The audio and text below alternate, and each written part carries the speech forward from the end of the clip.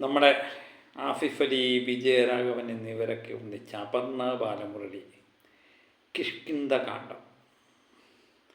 കിഷ്കിന്ധകാണ്ഡം പേര് പോലെ തന്നെ ഒരു വെറൈറ്റി സിനിമ തന്നെയാണ് കിഷ്കിന്ധകാണ്ഡം.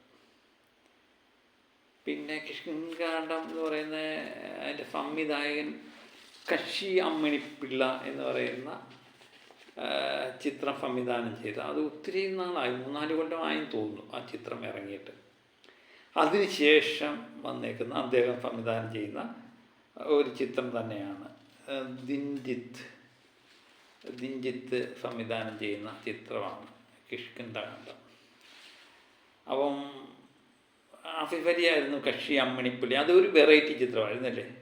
അതിനുശേഷം ഇത്രയും നാൾ അന്നൊരു വിജയിച്ച ചിത്രങ്ങളിൽ പെടുത്താൻ പറ്റിയെന്നൊരു ചിത്രമായിരുന്നു കക്ഷി അമ്മിണിപ്പിള്ള. പക്ഷെ അതിനുശേഷം അദ്ദേഹം ഒത്തിരി നാൾ കാത്തിരുന്നതിന് ശേഷം ഇങ്ങനൊരു പടം ഇറക്കിയപ്പം കൊള്ളാം കേട്ടോ. മികച്ച ഒരു, എനിക്ക് നന്നായി ഇഷ്ടപ്പെട്ടു. വളരെ നാളിന് ശേഷം നന്നായി ഇഷ്ടപ്പെട്ട ഒരു ചിത്രം. എല്ലാം കൊണ്ടും നമ്മൾ ചില ചിത്രങ്ങൾ പറയുമ്പം അതിനകത്ത് ചില പോരായ്മകൾ ചൂണ്ടിക്കാണിക്കാൻ പറ്റും. പക്ഷേ ഇതിനകത്ത് എനിക്ക് പ്രത്യേകിച്ച് പോരായ്മകളായിട്ടൊന്നും തോന്നുന്നില്ല. പിന്നെ അതെൻ്റെ സിനിമയെ പറ്റിയുള്ള അറിവീട് ആകാം. പക്ഷേ എൻ്റെ മനസ്സിന് ഇഷ്ടപ്പെട്ട ഒരു ചിത്രമായി. ചിലപ്പോൾ ഒരു പക്ഷേ കാണുന്നവർ ചിലർക്ക് ലാഗൊക്കെ തോന്നാം കേട്ടോ. ഒരു ഫ്ലോപ്പിച്ച് പടമാണ്. അപ്പം ലാഗ് ചിലവർക്ക് തോന്നാം, പക്ഷേ നമ്മളെ സംബന്ധിച്ച് തോന്നിയില്ല.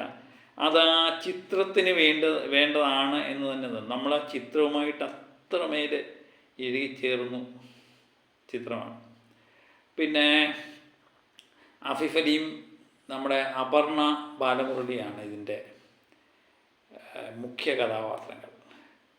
അപ്പം അവർ രണ്ടുപേരും നന്നായി തന്നെ ചെയ്തു. ആസിഫ് അലിയെ സംബന്ധിച്ച് എനിക്ക് തോന്നുന്നു ആസിഫ് അലിയുടെ കുറച്ച് നാളത്തെയുള്ള പ്രകടനം നമ്മൾ എടുത്തു നോക്കിക്കഴിഞ്ഞാൽ മികച്ച ഒരു നടനായിട്ട് ആസിഫ് അലി ഉയർന്നു വന്നിട്ടുണ്ട് എന്ന് തന്നെ എനിക്ക് തോന്നുന്നു. മിക്കവാറും ഇപ്പം ഞാൻ ആസിഫ് അലിയുടെ ഒത്തിരി ചിത്രങ്ങൾ റിവ്യൂ ചെയ്തിട്ടുണ്ട്.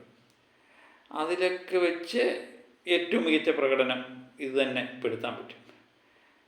ചില മുഹൂർത്തങ്ങൾ ആസിഫ് അലി, ചില അഭിനേതാക്കളുണ്ട് ഈ പ്രത്യേകിച്ച് കഥാപാത്രത്തിന് ആവശ്യമായുള്ള അധികം എന്താ പറയുക, ചിലവരൊക്കെ എന്ന് പറഞ്ഞാൽ ഓവർ ആക്ഷനൊക്കെ കാണിക്കുന്നവരുണ്ട്. പക്ഷേ വളരെ സൈലൻ്റ് ആയിട്ടുള്ളൊരു കഥാപാത്രം, ദുഃഖങ്ങളെല്ലാം ഉള്ളിലൊതുക്കി വിങ്ങിപ്പൊട്ടുന്ന ഒരു മനസ്സുമായിട്ട് നിൽക്കുന്ന ഒരു കഥാപാത്രം വളരെ ഭംഗിയായിട്ട് കൈകാര്യം ചെയ്യാൻ ആസിഫ് അലിക്ക് കഴിഞ്ഞിട്ടുണ്ട്. അത് നമ്മളെ മുഖത്ത് നോക്കിക്കഴിഞ്ഞാൽ ആസിഫ് അലിയുടെ പ്രകടനം നമുക്ക്. പിന്നെ അപർണ ബാലമുരളിയൊക്കെ എന്ന് ഒരു കഥാപാത്രങ്ങളും അപർണ മോശമാക്കിയിട്ടില്ല. ഇതിനകത്തും അപർണയുടെ കഥാപാത്രം വളരെ നന്നായിട്ടുണ്ട് എന്ന് തന്നെ പറയണം. പിന്നെ നമ്മുടെ അശോകൻ, അങ്ങനെ ഒത്തിരി പേര്. ജഗദീഷിന് കുറച്ച് റോളേ ഉള്ളൂ, പക്ഷേ ജഗദീഷ് അത് ഭംഗിയായിട്ട് കൈകാര്യം ചെയ്തിരിക്കുന്നു. കുറച്ച് നാളായിട്ട് എനിക്ക് തോന്നുന്നു ജഗദീഷിൻ്റെ കഥാപാത്രങ്ങളെയും വ്യത്യസ്തത കൊണ്ട് ശ്രദ്ധിക്കപ്പെടുന്ന കഥാപാത്രം. അതെല്ലാം അദ്ദേഹം തമാശ ട്രാക്കിൽ നിന്നൊക്കെ മാറി ചിന്തിക്കുന്ന രീതിയിലേക്ക് മാറിയിട്ടുണ്ട്. മിക്കവാറും ഇപ്പം കഥാപാത്രങ്ങളെല്ലാം പണ്ട് നമ്മൾ കാക്കതൂറി എന്ന് പറയുന്ന ജഗദീഷിൽ നിന്ന്, കാണുമ്പം ചിരിക്കുന്ന ജഗദീഷിൽ നിന്ന് ഒത്തിരി മാറിയിട്ടുണ്ട്. ആ പ്രായത്തിനനുസരിച്ച് അദ്ദേഹം മാറിയിരിക്കുന്നു, വ്യത്യസ്തമായ കഥാപാത്രങ്ങൾ ചെയ്യുന്നു. അതൊക്കെ ജഗദീഷിന് നമുക്ക് മറ്റ് സിനിമ നടന്മാരൊക്കെ കണ്ടുപഠിക്കേണ്ടതാണെന്ന് എനിക്ക് തോന്നിയിട്ടുണ്ട്. പിന്നെ അശോകനും നല്ലൊരു കഥാപാത്രമാണ്. പക്ഷേ ഇതിലൊക്കെ മുകളിൽ നിൽക്കും, ഇതൊക്കും മേലെ എന്ന് പറയുന്നത്, ഈ കഥാപാത്രങ്ങൾക്കെല്ലാം മേലെയാണ് നമ്മുടെ വിജയരാഘവൻ്റെ കഥാപാത്രം. വിജയരാഘവൻ വേറെ ലെവൽ എടുത്തു വെച്ചിരിക്കുകയാണ് ചെയ്തിരിക്കുന്നത്. കാരണം ഈ ഒരു പടം നമ്മൾ പല സിനിമയിലും കണ്ടിട്ടുണ്ട്, വില്ലൻ കഥാപാത്രങ്ങളിലൊക്കെ അദ്ദേഹത്തിനെ കണ്ടിട്ടുണ്ട്.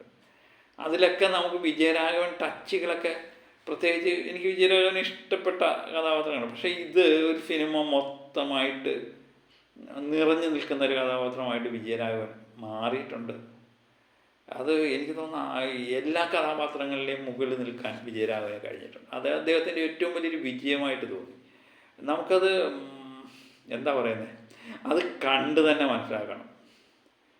അതാ. പിന്നെ എടുത്തു പറയേണ്ട ഒരാളെന്ന് പറഞ്ഞാൽ ഇതിൻ്റെ എനിക്ക് ഇത് അറിയില്ലായിരുന്നു. ഈ കഥയും തിരക്കഥയും, തിരക്കഥയെന്നൊക്കെ പറഞ്ഞാൽ അടിപൊളി തിരക്കഥയാണ്. കഥ, തിരക്കഥ, സംഭാഷണം, ഛായാഗ്രഹണം, ഇത്രയും ഒരാൾ ചെയ്തിരിക്കുന്നു എന്നെനിക്ക് അറിയില്ലായിരുന്നു.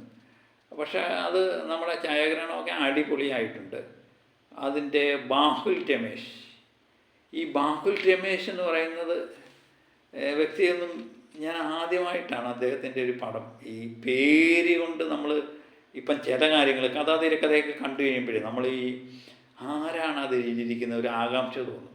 കാരണം അത്രയ്ക്ക് നന്നായൊരു തിരക്കഥ ഒക്കെ എഴുതി വെച്ചേക്കുന്നത്. ചില സ്റ്റോറി കാണുമ്പോൾ തന്നെ നമുക്ക് അതിനോട് ഇഷ്ടപ്പെട്ടില്ലേ, അങ്ങനെ നമ്മൾ നോക്കി. അതുപോലെ ഛായാഗ്രഹണം അടിപൊളി ആയിട്ടുണ്ട് എന്ന് നോക്കുമ്പോൾ ഇത് രണ്ടും ഒരാൾ, ബാഹുൽ രമേശ് എന്ന് പറയുന്ന ഒരാളാണ് കഥ, തിരക്കഥ, സംഭാഷണം, ഛായാഗ്രഹണം. ഇത് അപൂർവമായൊരു സാധ്യതയല്ലേ. സ്വന്തം സൃഷ്ടി, താനെ സ്വന്തമായിട്ട് എഴുതി വെച്ചിരിക്കുന്ന ഒരു സാധനം തന്നെത്താനെ തൻ്റെ മനസ്സിലൂടെ അവതരിപ്പിക്കാൻ പറ്റുക എന്ന് പറഞ്ഞാൽ അത് വല്ലാത്തൊരു ഇതാണല്ലേ. ക്യാമറ കണ്ണുകളിലൂടെ അത് പ്രേക്ഷകരുടെ മുന്നിലേക്ക് എത്തുക, തൻ്റെ മനസ്സിലുള്ള കാര്യം അല്ലേ, താൻ എഴുതി വെച്ചിരിക്കുന്ന കാര്യം, അത് അപൂർവമായിട്ട് കണ്ടുവരുന്നത്. അത് ഈ ബാഹുൽ രമേശിന് കഴിഞ്ഞിട്ടുണ്ട്. അത് നമുക്ക് വിജയരാഘവനോടൊപ്പം എടുത്തു പറയേണ്ട ഒരു പേരാണ് ബാഹുൽ രമേശിൻ്റെ കാര്യം. പിന്നെ ഇതിനകത്തെ സംഗീതം ഫുഷിൻ ശ്യാം സംഗീതം കൊടുത്തിരിക്കുന്നത്. സംഗീതത്തിന് നല്ല പ്രാധാന്യമുണ്ട്. പ്രത്യേകിച്ച് ഒരു ഫ്ലോ പിച്ചിൽ പോകുന്നൊരു പടത്തിന് സംഗീതത്തിന് നല്ല പ്രാധാന്യം വരും എന്ന് തന്നെ നമുക്കറിയാമല്ലോ. അപ്പം അത് സംഗീതം വളരെ നന്നായി ചില രംഗങ്ങളിലൊക്കെ നമ്മൾ അതൊരു വല്ലാത്ത അനുഭവം തന്നെ. നിങ്ങളെല്ലാം തിയേറ്ററിൽ പോയി കാണുക തന്നെ വേണം. കാരണം ഞാൻ ചുമ്മാ പറയുന്നതല്ല, എൻ്റെ മനസ്സിന് ഒത്തിരി ഇഷ്ടപ്പെട്ടു. ഒത്തിരി നാളിന് ശേഷം നല്ലൊരു ചിത്രം കണ്ട പ്രതീതി. ഒത്തിരി നാളിന് ശേഷമല്ല, അതിൻ്റെ ഇടയ്ക്കൊക്കെ നമ്മൾ പടം കണ്ടു. പക്ഷെ നമ്മൾ പറയുമ്പം ഇങ്ങനെ പറഞ്ഞു പോകുന്നതേ ഉള്ളൂ. ഒത്തിരി നാളിന് ശേഷം നമ്മളൊരു പടം കണ്ട പ്രതീതി എന്ന് പറയുമ്പോൾ നിങ്ങൾ വിചാരിച്ച് ഇത്രയും നാൾ നടന്ന പടങ്ങളെല്ലാം മോശമാണ്. അങ്ങനല്ല. നമ്മൾ ചില പടങ്ങൾ കണ്ടു കഴിയുമ്പോഴേ അതിനകത്ത് ചില നെഗറ്റീവും കാണും, പോസിറ്റീവും കാണും. നമ്മൾ പോസിറ്റീവ് കണ്ട് പരമാവധി ഞാൻ നെഗറ്റീവ് പറയാൻ ശ്രമിക്കാറില്ല. പിന്നെ ചില പോരായ്മകൾ ചൂണ്ടിക്കാണിക്കുമെന്നേ. പക്ഷേ ഇതിനകത്ത് ഞാൻ നോക്കിയിട്ട് പ്രത്യേകിച്ച് നെഗറ്റീവൊന്നും എനിക്ക് കണ്ടുപിടിക്കാൻ പറ്റുന്നില്ല എന്നുള്ളത്. പ്രത്യേകിച്ച് റിവ്യൂ ഒക്കെ പറയുന്നവരുടെ പ്രത്യേക ശ്രദ്ധ പോകുന്നത് എന്ന് പറയുന്നത് ഈ നെഗറ്റീവ് എവിടുന്നെങ്കിലും കണ്ടുപിടിച്ച് അത് പ്രേക്ഷകരിലെത്തിക്കുക എന്നുള്ളതാണ് പൊതുവെ ഞാൻ കണ്ടുവരുന്നത്. പക്ഷേ ഇതിനകത്ത് എനിക്ക് പ്രത്യേകിച്ച് നെഗറ്റീവൊന്നും കണ്ടെത്താൻ പറ്റിയിട്ടില്ല. അത് തന്നെ ഒരു പടത്തിൻ്റെ വിജയമല്ലേ അല്ലേ. അപ്പം പ്രേക്ഷകരെ സംബന്ധിപ്പിച്ച് ഏറ്റവും ഇഷ്ടപ്പെടുന്നൊരു ചിത്രം, ഓണച്ചിത്രങ്ങളിൽ എനിക്ക് തോന്നുന്നു നല്ലൊരു ചിത്രമായിട്ട് കിഷ്കിന്ധാകാന്ഡം അത് വിജയിക്കണം. ഇങ്ങനെയുള്ള പടങ്ങൾ വിജയിച്ചാൽ മാത്രമേ നല്ല പടങ്ങൾ എടുക്കാൻ ഇങ്ങനെയുള്ളവർക്ക് കഴിവുണ്ടാവുക. അല്ലെങ്കിൽ ഈ പടങ്ങൾ പരാജയപ്പെട്ടു കഴിഞ്ഞാൽ നമ്മൾ നല്ല ചിത്രങ്ങൾ കാണുന്നില്ല എന്ന് പരിതപിച്ചിട്ട് കാര്യമില്ല. നല്ല ചിത്രങ്ങൾ വരുമ്പോൾ നമ്മൾ അതിനനുസരിച്ച് നമ്മളും കൂടെ പ്രേക്ഷകരും കൂടെ പ്രതികരിച്ചെങ്കിൽ മാത്രമേ നല്ല ചിത്രങ്ങൾ എടുക്കാനുള്ള സാധ്യതകളിലേക്ക് വിരൽ കൊണ്ടെത്തുള്ളൂ അല്ലേ. നാളെയും മറ്റുള്ളവർക്ക് നല്ല ചിത്രങ്ങൾ എടുക്കാൻ. അപ്പം എല്ലാം കൊണ്ടും ഒരു നല്ല ചിത്രം, ഒരു തിയേറ്റർ എക്സ്പീരിയൻസ്, വളരെ നല്ലൊരു ചിത്രം എല്ലാവരും പോയി കാണുക കേട്ടോ. പിന്നെ ഞാൻ ബാക്കിയുള്ള ഈ മേഖലയിലൊന്നും എനിക്ക് ഗ്രാഹ്യമില്ല.